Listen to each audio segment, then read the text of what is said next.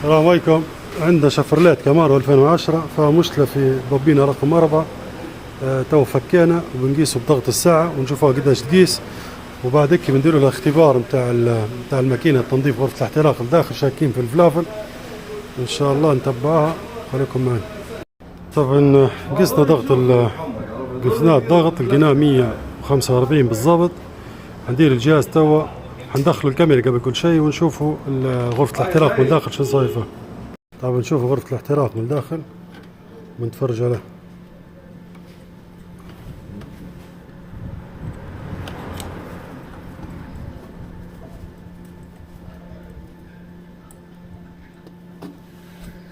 زي ما نشوفوا فيها غرفة الاحتراق من داخل مندية، شكلها بنزينة. ترى زيد قرب لو تحمد، زيد قرب. مندية بالكامل. تو بعد التنظيف ان شاء الله نعطيكم شنو بيصير. تو بنجرب وبنولع السيارة، بنجي نولع الجهاز ان شاء الله.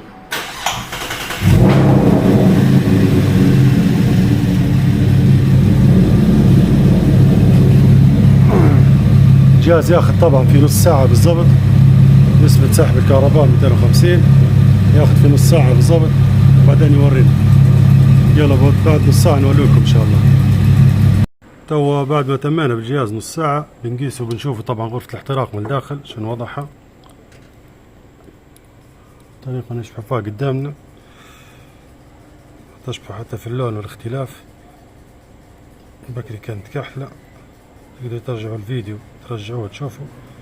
هذه غرفة الاحتراق بتاعنا جافة متحولة من الكربون كله. طب نقيسوا ضغط الفلفل ان شاء الله، خليكم معي.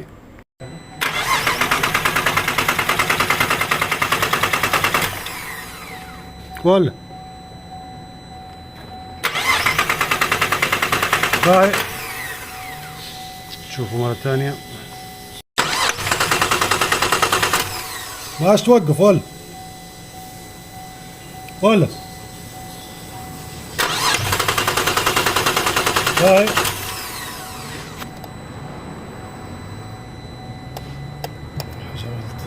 تو زدنا قسنا بعد ما فكينا، لقينا 165 بعد ما حضرنا الجهاز. نقدر نقول انه ميكانيكيا كويس ضغط الفلافل. طب برد كل شيء، بنولع السيارة نشوفه. تقعد مشكلتنا ممكن تكون كهربية. السلام عليكم.